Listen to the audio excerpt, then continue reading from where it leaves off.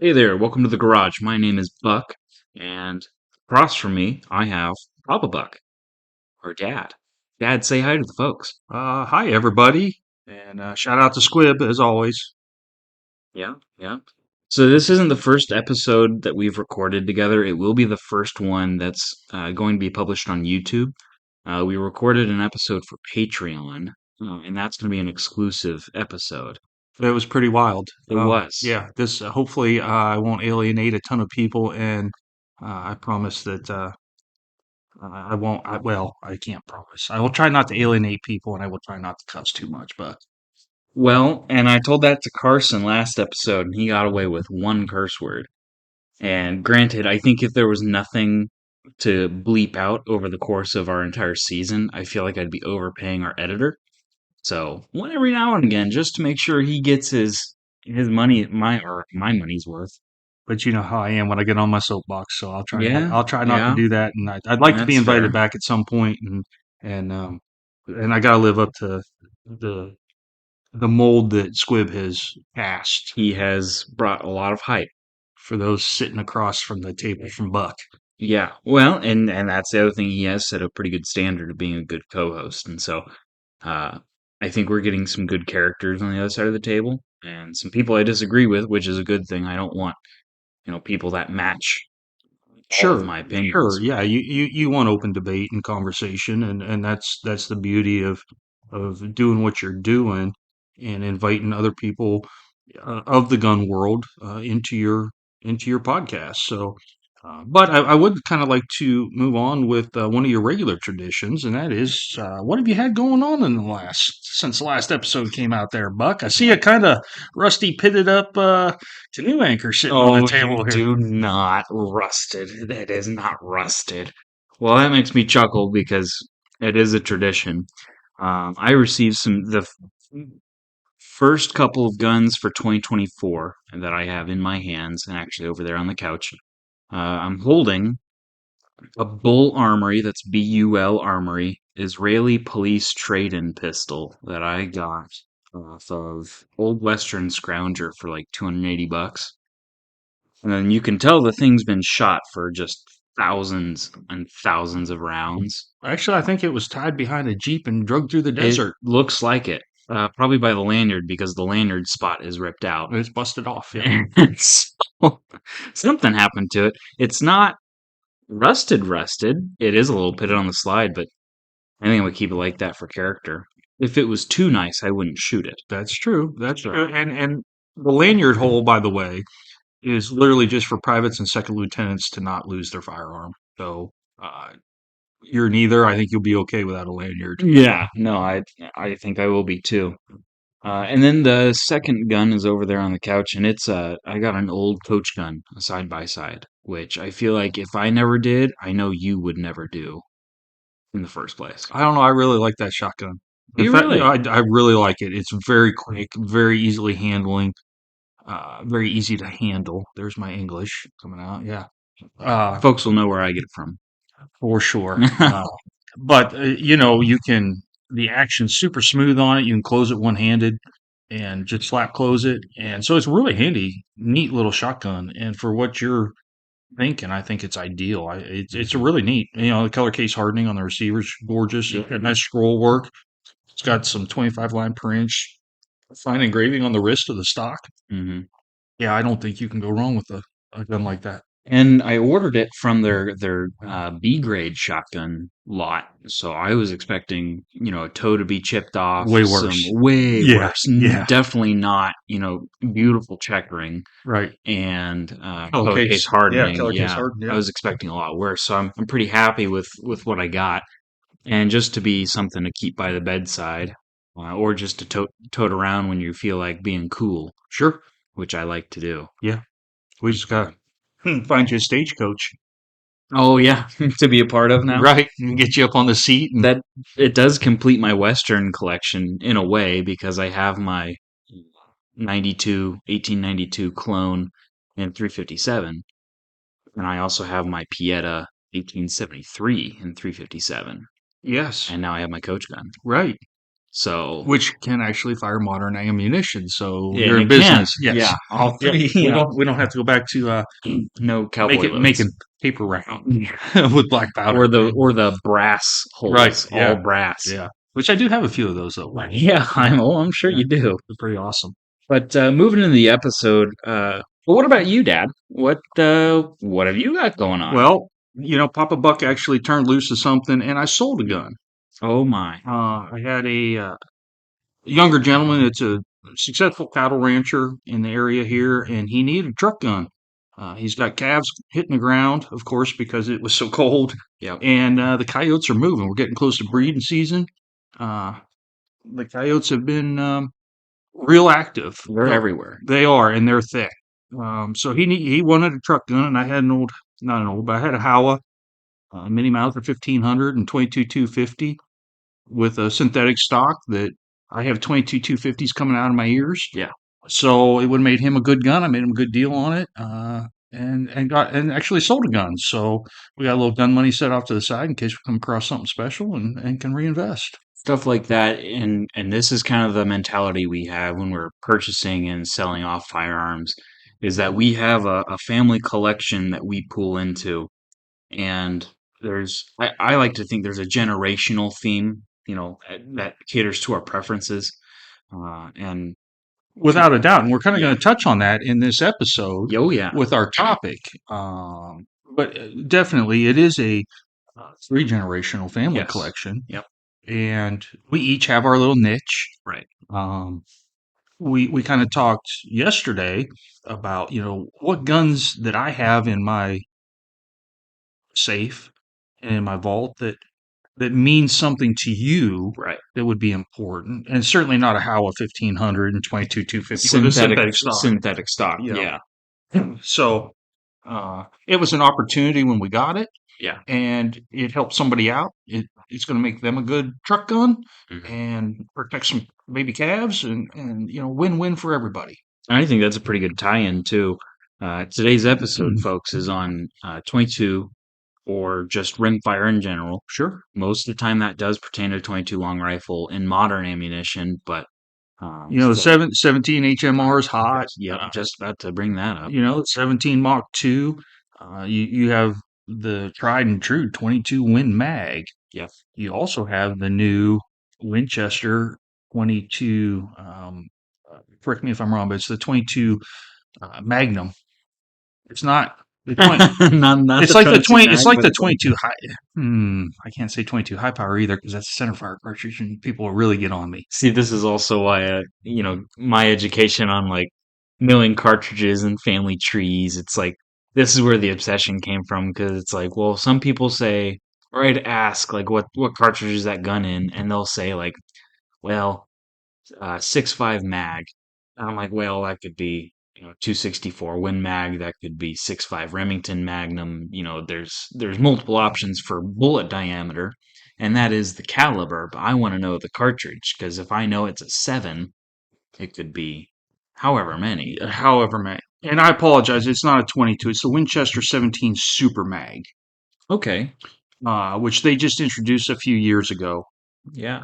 A lot of people got all jammed up. I know my neighbor, he bought 250 rounds at an auction, thought it was 17 HMR, and it's not. It's 17 Oh, Super Mag, yeah. and which he did not have a gun for, but he wouldn't sell me the ammo. He went and bought a gun Right. Why not? to go with the ammo, and hey, legitimate excuse to buy another gun. And I believe because you said that was a Winchester cartridge, Hmm. so that's WSM, which a lot of people would attribute towards short magnum, Yes, and in this case, it's super. yes, Which again, that's just yeah. me and Winchester's got a lot going on with their initials. So no kidding. But so moving into the episode and kind of going back to kind of that generational collection, I feel like when we talk about Grandpa Buck, shout out to Pop Pop. yeah, I don't know if he'll ever listen to this. Who knows? But like he might be commenting and subscribing as we we speak. just might. So Like if we talk about the generations that have pulled into this gun collection, I think not only is it a reflection of our tastes and what we're putting into it, it's also a reflection of the gun culture around us at the time. and where we come from, Yes. where I grew up. And I'm going to explain a little bit about that. So Please. I'm from the big woods, north central Pennsylvania, and it's beautiful country, but it has been pioneering ground for wildcats, for long range groundhog hunting, and 22 Thinker League matches. Yeah. And I did this as a kid. It was a big deal. Every Wednesday, we went to the indoor hometown rifle range and competitively shot 5 position 22. It was awesome. Yeah. The girls always smoked me because I was, 10 years old, Sure. 12 years old, and the girls at that age were much calmer, Hmm. much more controlled, and better shooters, and they'd smoke me. It used to make me so upset. But it was, girls can shoot. Yeah. Don't ever think they can't. Yeah. But that was part of and my dad did that Hmm. when he was young, and he's still a member of the hometown rifle range. Right. It's still there. It's still active. They still have winter plinker league. When you have 2 feet of snow and can't do anything else, and it's dark at 4 o'clock in the You afternoon, go shoot 22. you go shoot indoor 22s Hmm. every Wednesday at 6 p.m. And it doesn't get much better than that. Yeah. That's something I've actually considered, like, because I do have a little background on me that people don't know is I actually have a bachelor's degree in sports management.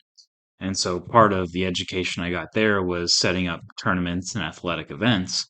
And when I was getting that degree, my first thought was, well, how can I get 22 Plinker League to be a thing in wherever I'm living? Sure. Because it's not, I don't think it's something that's gravitated to being a mainstay in the Midwest. It's not common out here. No. But at the same time, when you think about educating the youth of America about firearms, firearm history, and gun culture And safety and safety, and uh, range etiquette. and there's so much there. There You know, is. There it is. opens the door to where sometimes people living in the suburbs, people living in the city, or even people that if we're getting overcrowded here at the farm, the places to shoot are a little scarce. Sure they are. But even just to go somewhere safe and learn, Yeah. it's even scarcer. Yes. A lot of times it's pay your fee, go to a booth, and you're there by yourself. And there's a list of rules that you have to follow, and I put that in quotation marks, Air quotes. and it's left up to you. Yes. And if you mess up and you get kicked out. Yes. And that's what the gun culture around range time mostly is around here. Yes. Yes. It's not about educating and expanding Right. knowledge and range etiquette. Yeah. Range etiquette is huge. Oh my gosh. It's huge. Drives me nuts sometimes. Yes. As someone who shoots braked guns a lot, Yes. I have to think about that, and that's not something very many other people think about nowadays. Right. They just pick a booth. Who cares if it's next to the only other two people in the whole range? Right. Yes, I have a braked 338 Lapois. Right. I'm blowing everybody's eardrums out. And my gases from my recoil are blowing everybody's target out. Yeah. Just why not? No kidding. I'll sit right here. So and for 22s and rimfires, it's a great opportunity because the ammo's very cheap. It is back to being cheap. It's back to well, and granted, I haven't paid attention to 22 prices, and I'm sure COVID expanded everything to make it just ridiculous. It did, but one of those things about 22s is you can buy 325 rounds for $25. Yeah. Versus 20 rounds for $50. Yeah. So it's very economical. Right. Especially in the 22 realm. Now the 17 HMR is going to cost you $15 but that's a box of 50. Yeah. So again, certainly competing with the price of 9mm at that point. Yes. Yes. And you're getting good rifle skills. I was about to say, yeah. And the 17 HMR performance in a rifle, I would argue, is much more healthy than a 9mm. Oh yeah, in a carbine. Sure, I'd say. Yes. I'd rather shoot 17 HMR than 9mm out of a carbine. Right. Just watch your eardrums. Sure. But we go back to so when I was kid Hmm. and shooting Winter Plinker League, and I wanted to get better and I wanted to train in between my range sessions, I literally set up a Sears Christmas catalog Hmm. in the basement in a cardboard box and shot BB gun Right. to practice and to practice BMI, basic marksmanship instruction, Right.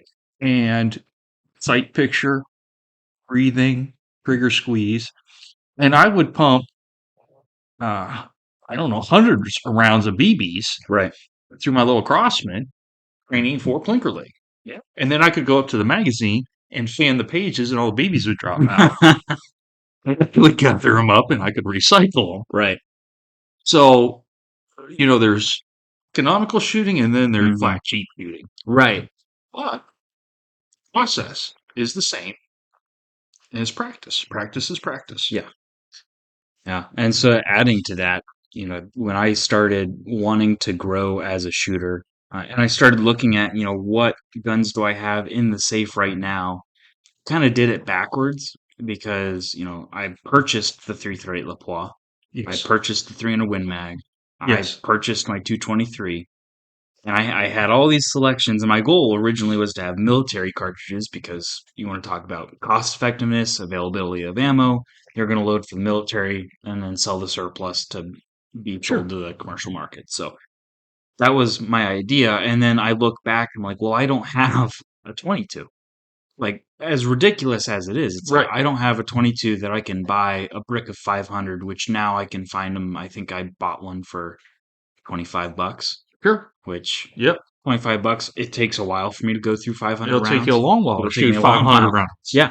And I don't have one of those. So I went to probably the closest gun shop to us, which I bought.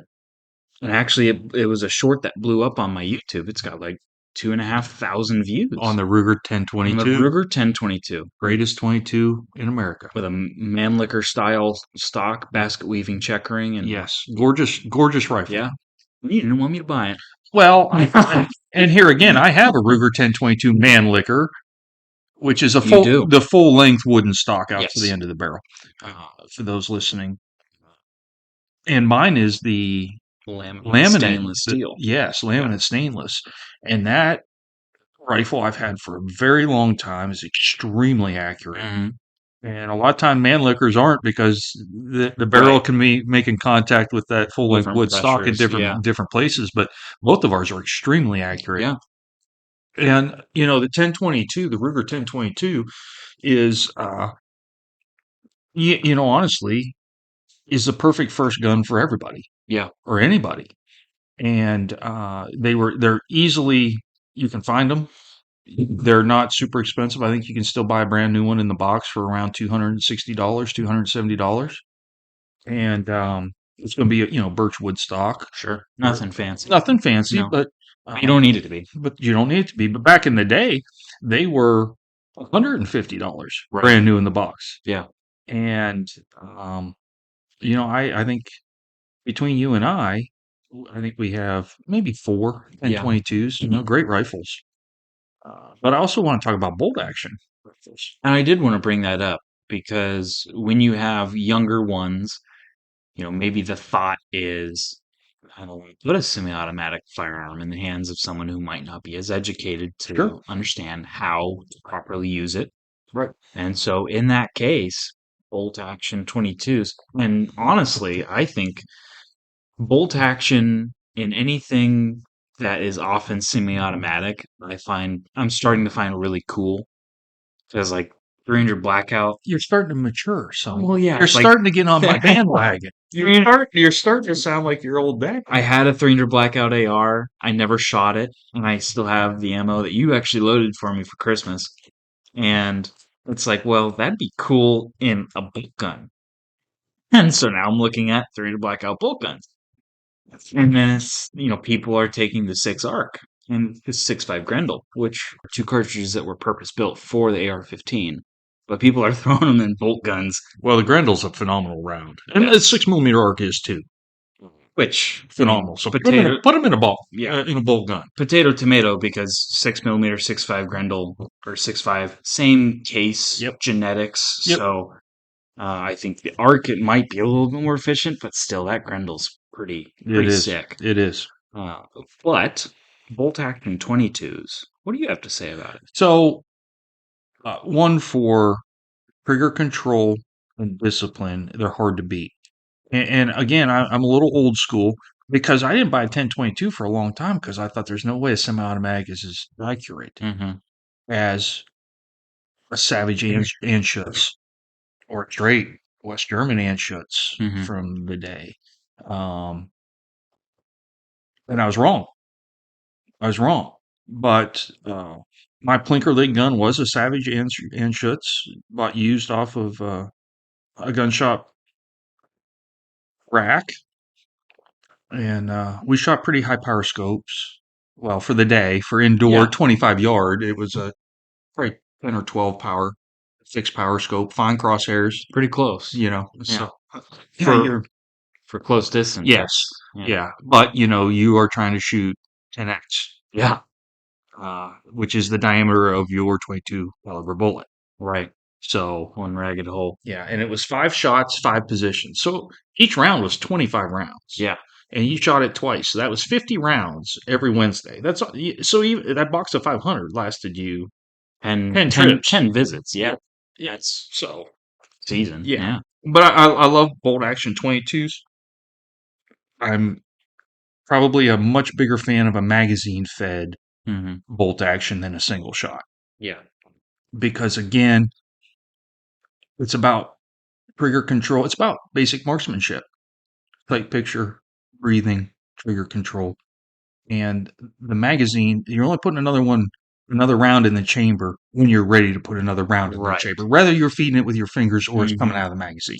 And there's a level of comfort that you have to learn when you have a magazine in a bolt action rifle to know how to properly cycle your bolt Yes. with the level of comfort that you have behind the rifle. Yes.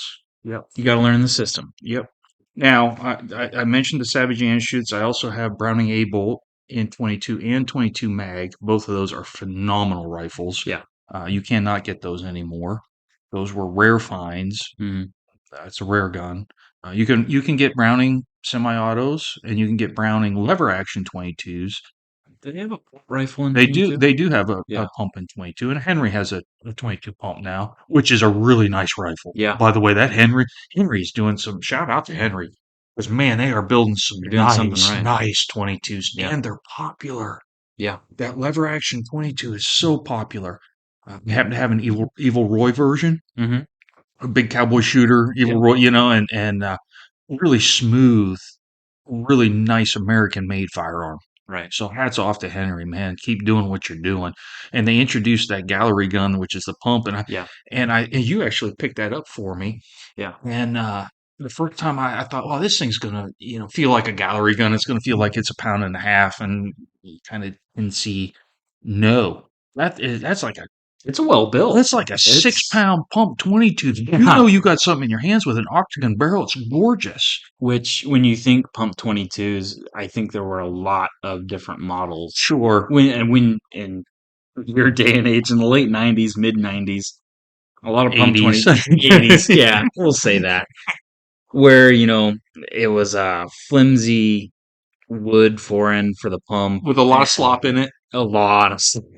Yeah. You can Yeah. turn it almost 90 degrees to each side of the barrel. An old beech hardwood for the Yep. furniture. Yep. Just, it wasn't attractive. Right. Right. And Henry's really, really up the level. And it kind of reflects in the pricing. Because Sure. that pump gun is a $600 22. Yeah. It's getting a little pricey. The one thing I probably love about Rimfires the most is it's a gun that you can commonly find used for a Mhm. real bargain, and I'm talking 100 or $150. Yeah. Would not bat an eye at buying an old Winchester Model 62. Now it is a single shot, but a lot of guys use them for raccoon hunting, Yeah. um, and they're not expensive. No. And I don't think you can shoot them out. I really don't. No. I mean, and I would advise, Clean them. clean out the lead because the fouling can be a Yes. little excessive Yes.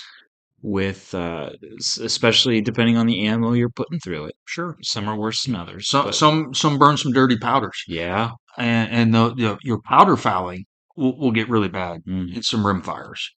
Uh, but uh, you, Even those Marlin tube feds, oh, love them which I would debate, that was pretty much what they wanted to release to compete with the 1022 at a cheaper price point. at a cheaper price Yes. point. And I think now with people in states that might have restrictions, they're finding a lot of exemptions in some states for tube-fed magazines compared to a drop magazine. Right. Or a rotary magazine. Right. Yeah. And so the tube might be something that could be attractive to someone who lives in a state that restricts magazine capacity.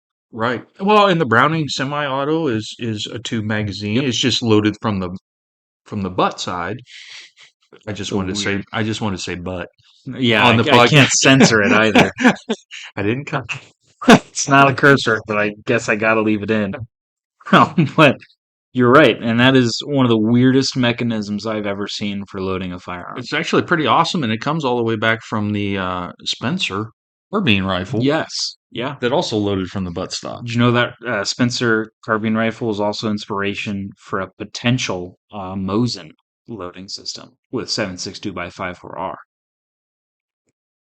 Okay. But they couldn't get the right timing to where the point of the bullet wasn't behind a primer. Right. And they're like, well, maybe we shouldn't put 5 rounds of 7.62 by 54 right next to your cheek. And let them all go off And at let them once. all go off. At once. So they didn't dwell on it very long. Right. Yeah. But yeah, 22s, I mean, they're fun. They are fun. They are a lot of fun. They're and I have to be honest when I say if you can put a suppressor on one, Hmm. oh my goodness. Yeah. Just an absolute pure recreation. Don't have to worry about hearing protection. No. And you just go out. And you're not harming the environment. You have to be safe. You have to be safe with any firearm. A 22 or, you know, It'll still mess you up. yes, and it can still easily kill you. So you have to be safe and you have to be conscientious. But that's one of the beauties of it is you can learn and train and get intelligent economically.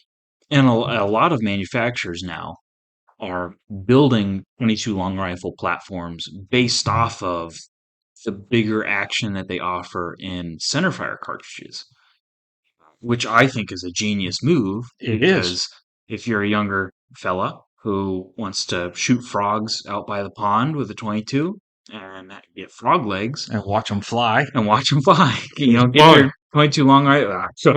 That's you what I can- did growing up. I you can can attest to it. You can Yeah. attest to how much fun it is, though. It is very much fun. But if you buy a Ruger American N22 long rifle, which they offer, Which I have. and you have, and you get your skills and your ability to a point where you can appreciate a centerfire rifle and move up to a Ruger American, it's the same platform. It is the same platform. Just, maybe crunked up a little bit. But you're very comfortable with it. And you're very familiar with it.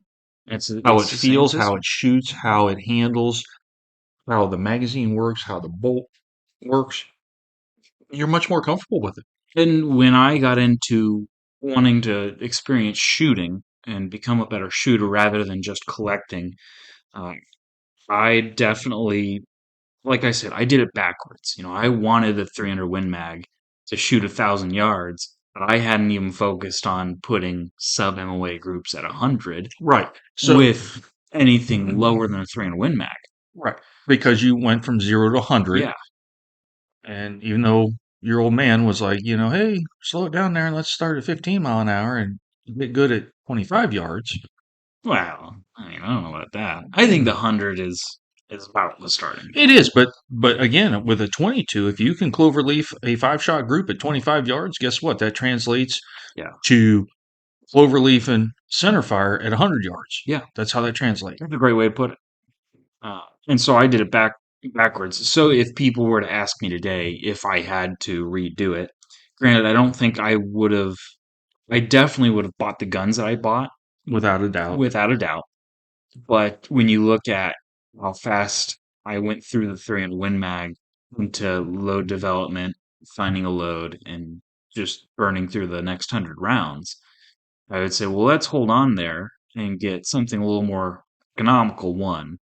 And two, with the training, if you can get the cost per shot down, which I understand goes back to the cost, but it's the efficiency of it. Yes, And granted, the nice part about starting on 300 Win Mag is I didn't develop flinchies, which it's a miracle it is. because you don't like hereditarily or genetically, however you'd say it.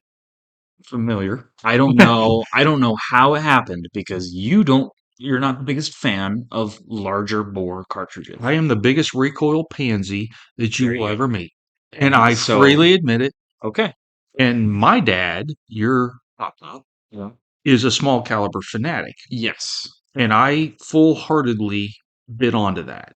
But Right. again, it kind of goes back to that whole Plinker League thing because he was the one driving me out there. Yeah. He was the one coaching me. He's the one that set up the Sears Christmas catalog And in the so basement. And it's only natural that his gun tastes rub off on you. yes, my gun taste did not rub off on you. Well, it did and it didn't. It did in places you can tell. In places, but I will say this: I think the thing that you would have changed Hmm. is I would have found you rooting around in the gun vault and carrying a 22 long rifle outside a heck of a lot more than I ever did. Yeah. And I think you probably would have gone through about 5,000 rounds as a young man, Hmm. younger man, uh, than you did. Right. And I think that's what you would have probably grasped onto is because they were here. Yeah. Um, you just didn't have a whole lot of interest in that Sure. at the time. And some of that falls on me because I didn't say, hey, let's take the 22s and let's go out and set up one of those pull ball targets Yeah. at 25 yards and let's have a Mhm. little match. So, one, I never wanted to get smoked by you. You're a good shooter. I am now. Like I can admit, like I'm not gonna blow smoke up my own I'm skirt, not but like, blowing smoke up your skirt either. You're a good shooter. it's how I've grown into it, and if I wanted to go back and do it differently, and like, man, even starting with 223, because now that we're hand loaders, it's become very economical for us to shoot and load And very accurate. and very Because accurately. again, my 223s, what do I Yeah, shoot? Bolt guns. yeah, yeah. We don't. I mean, we have the Sure we AR-15s, do. but I shoot bolt man, guns. it's tough once you shoot a good group with a Bolt 223 Yeah. to go back to an AR-15 and be like, okay, let's shoot the same group. And like, Yeah. what'll Not happen? sure that's going to happen Yeah, when again, clover leaf and 5 shots at 100 yards, yeah. folks. That's what we're talking about. And it's funny because generationally, Hmm. um, and I'm not picking here and I'm not Sure. alienating. I'm just kind of something I've witnessed is, you know, one MOA is great. Don't get me wrong. Mhm. I've never been satisfied with one MOA. I think with hand loads, there has to be a conversation you have to have of what the goal of my hand loading is. And if you're hand loading, you have to have a goal to beat factory ammo. Well, you do, and you also have to have a goal of point 0.3.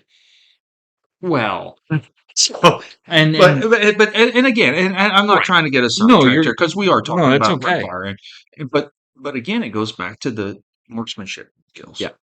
And the rimfire is so handy, whether it's the 17 HMR, the 17 HMR2, the Winchester 17 Super Mag, Yeah. the 22. Now, when you get into the 22 mag, uh, and even the Winchester 17 Super Mag, which Pop Up does have one. Hmm.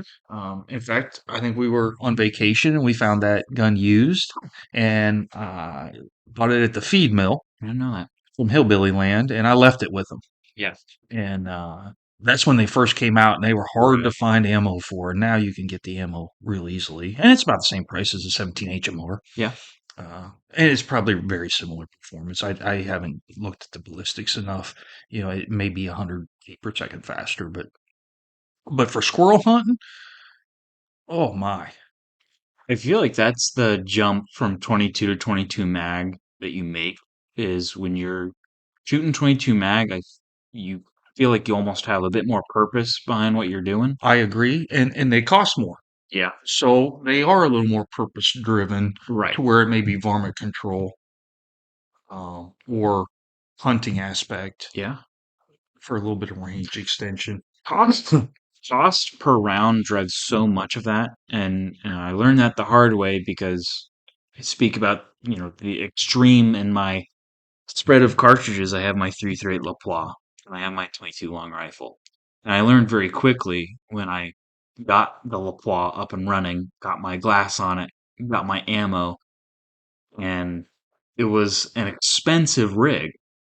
And granted, it was fun to launch those bullets downrange, At $3.50 a round. but on the way back from the range with the ringing ears and the idea that I just cost however much money down the range, you know, to whatever extent that I managed to do at that range session, like it was fun in the moment and I got better as a shooter.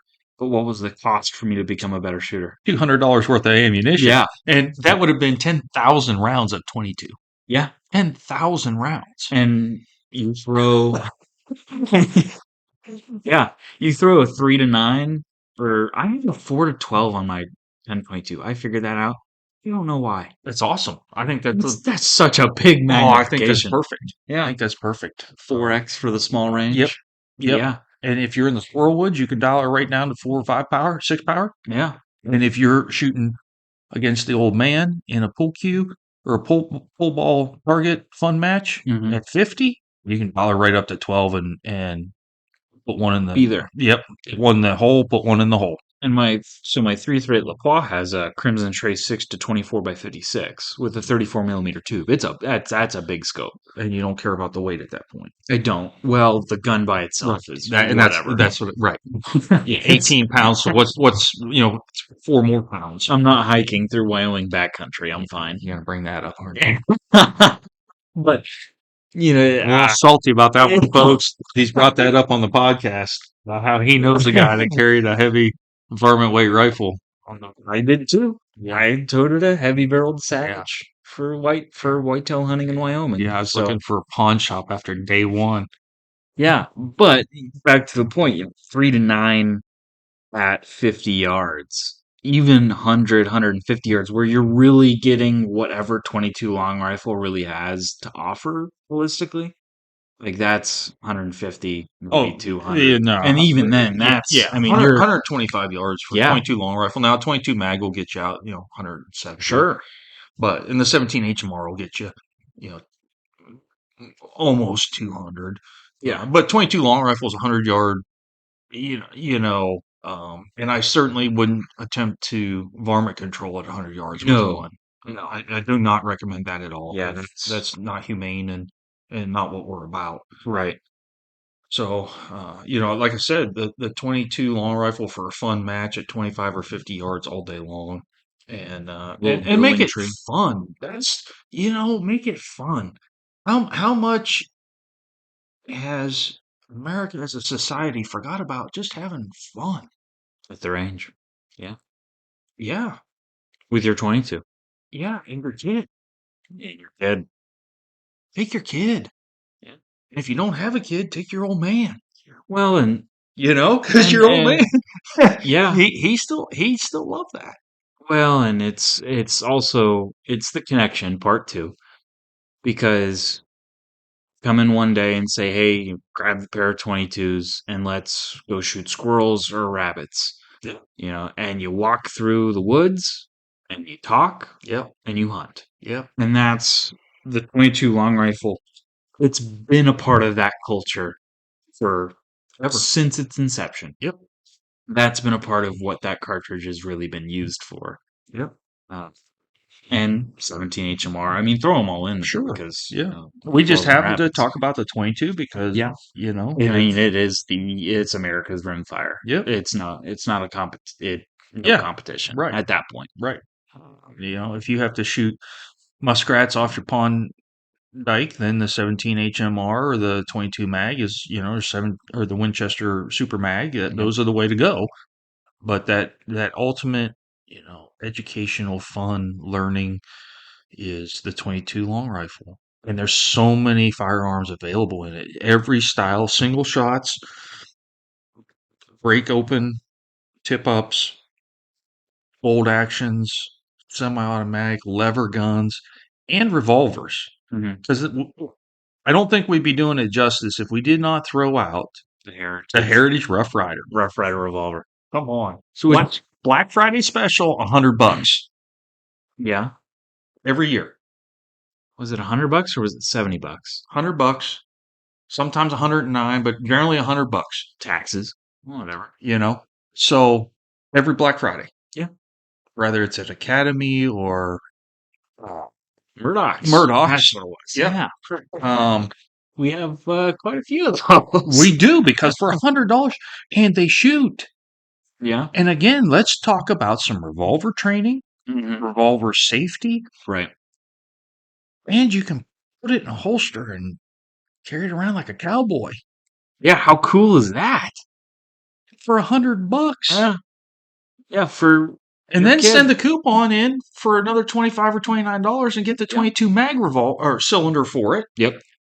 My goodness. It doesn't get any better than that. Yeah. And I don't know how they can afford to sell those for $100. I really don't. And you look at the revolver scene, and it's almost like, well, if I'm wanting to teach someone how to shoot a revolver, if I'm not going 22, your options are pretty limited at 45 Colt, 38 special is 38, where you start. yeah, 38 special slash 357 Right. mag, Because depending on the cartridge right, and the because you buy the 357.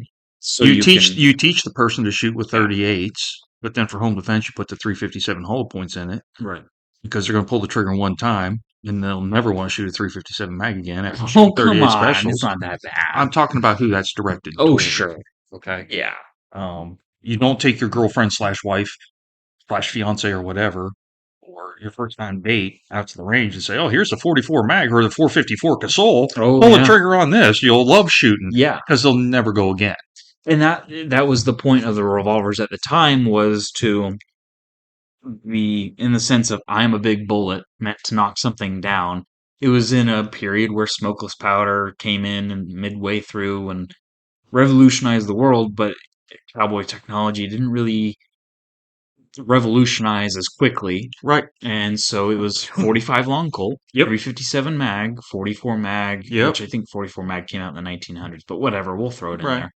And then, of course, you got the 41 mag, Yeah. Smith and Wesson from the 60s, and Purpose-built cartridges because black powder meant big bullet yes, in a revolver. yes. Right. So, Well, what it meant was you could shoot the same bullet out of your revolver that you shot in your lever action rifle. yes, yeah, You carried one ammunition. which is why I chose that Rossi. I have a Rossi M92 and that Pieta 1873, both in 357 Both in mag. 357. You carried And one ammo. well, and I can carry 357s in my lever gun and 38s in your 38s pistol. in my pistol. Yeah. And Yep. Bob's your uncle. Yep. 22 offers I forget what it's called, but a turnkey. That's what it's called. Vocabulary lessons. Yeah, ready to go. It's Turnkey. the turnkey option for someone getting into cowboy actions, Yep. revolvers, and if you expand that, semi-automatic pistols. It's the same thing as the rifle. Every handgun manufacturer, it seems like, when they release a handgun that's a semi-automatic platform, they release some equivalent in a 22. True. Walther Yes. has Yes. 22. Yes. Sig has. Chiappa has one. Everyone's got Yes. 22s. Yes. 1911 frame. 22s. Yeah. Chiappa makes them. They're great. And again, you go back to the training, the fit, Yeah. the working of the action. It's all the same. So, and I want to talk about quick draw a little bit here because Okay. when the Jesse James Festival, we used to have uh, the quick draw competition, Hmm. and this is a big sport. Yeah. It's a big sport, and these guys have really high dollar guns. Right. So it's not just about being fast out of the holster, but you still have to hit the target. Yeah. So you want to talk about training and the ability to practice with a 22 long rifle. Phenomenal. Have the muscle memory to be able to pull Yes. that, Yes. and Repetition. and as an ex-athlete, training your muscles to have that memory sucks because you have to do it a lot. You do. And if you're going to do reps like that, why not do it with a 22 Yes. and do it that way? Yes. And you can often find, so we're talking about how these rimfires are just different versions of center fires. Going back to the 1911, it is still my belief, and it's always been my belief, that nothing will fit your hand quite like a 1911, Nothing ever will. ever. It's in its own league. I like to say it nestles in and makes love to your hand. That's something. But you can't beat that out either. I can't. No, you're right. You didn't curse. That's the only stipulation I had for you. But if you wanted to, you are taking away a lot of the recoil. And so you are missing out on that recoil mitigation training. Yep. But to learn the platform, get comfortable with it, and ease your way into it. And practice grip, practice trigger control, And practice your BMI. and a 22 version of a 1911 still isn't going to lose value over time. Oh no. So No. it's not like you're buying this firearm just for your training period And then a throwaway. and then throw away. It's not You're a moving throwaway. on. Yeah. It's not that way. No, it's not. My heritage Rough Rider taught me how to work a revolver, a cowboy action before I moved to my Pieta 1873 and 357 mag. Yep. I still tote around the heritage Yeah. every once in a while. Yep. Sometimes I'll put both of them on and I'll be really cool. Yeah. So I mean that's the point is don't shy away from these 22 long rifle poppies because they still offer value in training And they will always be worth and $100. and they still offer something in value. Yes. They're still assets at the end of the day. Every time I see a Heritage Rough Rider sell at auction, Hmm. it's over $150. Yeah. Every time. Yeah. I don't care if they have one or 10 of them, they're over $150. Yeah. Well, that's a no brainer. And if I'm buying them at Black Friday for $100, Yeah, it's a and I no-brainer. put them into the auction even after an Commission. auction, Yeah. commission, yeah, and even then, some auctioneers just put that all in the buyer. Yeah. You're not losing a And dime, you're making no, money. you're making money. So there's a way to do it. Not that we're saying Not any of about it. selling guns. Not. We're not. I sold one gun. Wow. But yeah, so along those same veins, I need to bring up the Ruger Wrangler, Yep. which is Which and Squib has commented that he very much prefers the Wrangler over the Heritage Rough Rider. and I have a completely different. I disagree. Well, and I told him you ought to because you own the Wrangler. Yeah. I hope you like it more because you paid more for it. Well, I own a Wrangler. Do you really? Yes. That. Yes, that's the one I made the custom curly maple grips, the Huh. panels for. Okay. Beautiful. I Mhm. worked my tail off, made some gorgeous curly maple Grips for that gun. grips for it because the plastic grips that came on it were so narrow, Oh, did not like the feel in my hand at all. really? Yes. Huh. So I made my custom panels, put on there, and really fattened it up Sure. to where it felt Good in the much hand. meatier Yeah. and good in my hand. But the action's not any smoother or better in any way, shape, or form. In fact, I think it's a little rougher Mm, than the Heritage. interesting. And I'm a huge Ruger guy, and Yeah. I'm a huge Ruger revolver guy. Yeah. I mean, Many people are. I don't know of a Ruger I don't own Mhm. in a revolver. I got the Super Red Hawk. I've got the Black Hawk, Super Black Hawk. I don't have a Vaquero. That's on my list. I want a Hey. Vaquero. But anyways, I own a lot of Ruger revolvers, and the Wrangler. Yeah, You weren't impressed with, huh? it's over twice the price of the Heritage. Yeah, it is. And it's And what are you gaining for those? not For those you're dollars? gaining the Ruger name.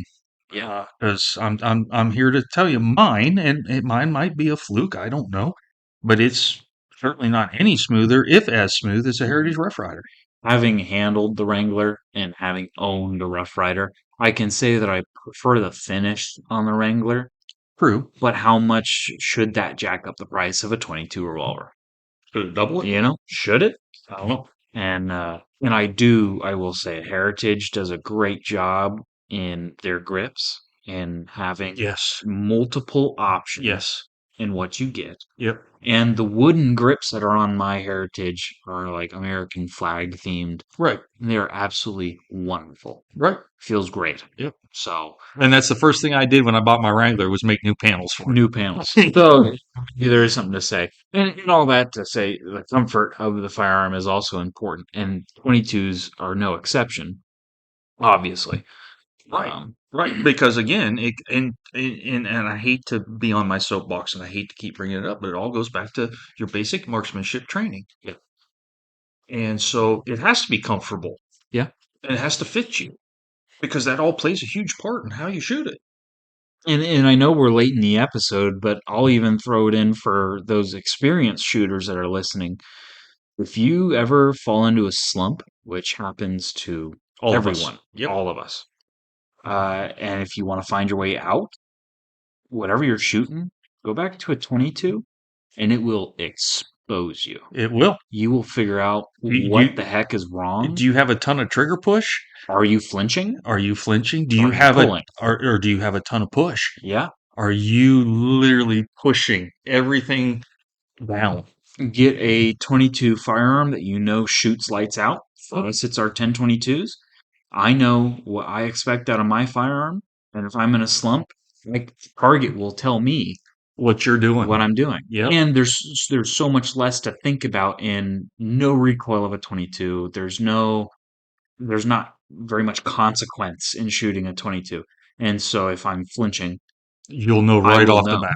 because there's no movement for the gun to Right. hide that. Right. And you know it's as good as a dry fire or a snap cap exercise Yeah. where you have 5 live rounds in a snap cap and you don't know where that's at because somebody else loaded it for you. Yep. And you're on the 9 millimeter or 40 cal pistol range Mhm. and you're combat shooting and you're running rounds and you hit a snap cap and the muzzle of your pistol dropped 4.5 freaking inches Yeah. because you could shove the thing all the way Yeah. to the target. 22 will do the same thing. 22 will do it. Yeah.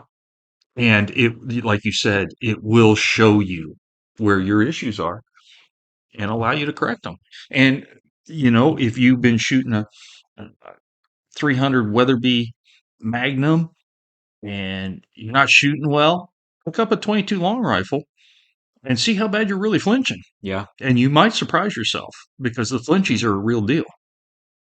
And I think it was another podcast, I think it was Vortex actually, that I was listening to. They mentioned the cartridge they recommend for that is 308.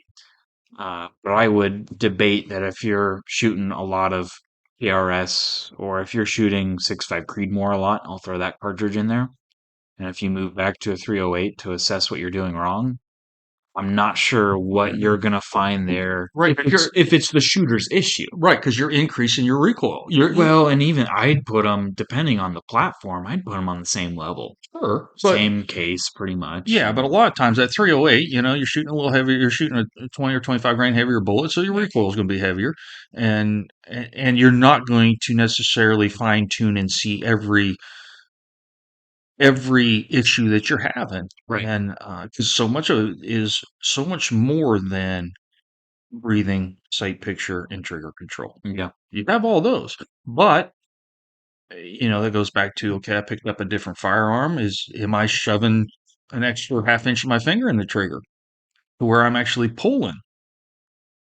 So yeah, the 22 exposes so much stuff like that, and and quickly. I would be interested to see how it affects AR-15 shooters, because AR-15s are a different classification on their own in terms of difficulty to shoot or just learning how to shoot. I learned that with the LR308 I built.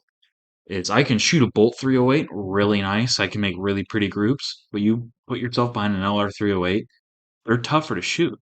And it's a big semi-automatic platform, and there's a lot more factors that go into it, and you have to be a lot more disciplined. A lot more disciplined. You have to be a lot more fine tuned. Yes. Your fine tuning is, yeah.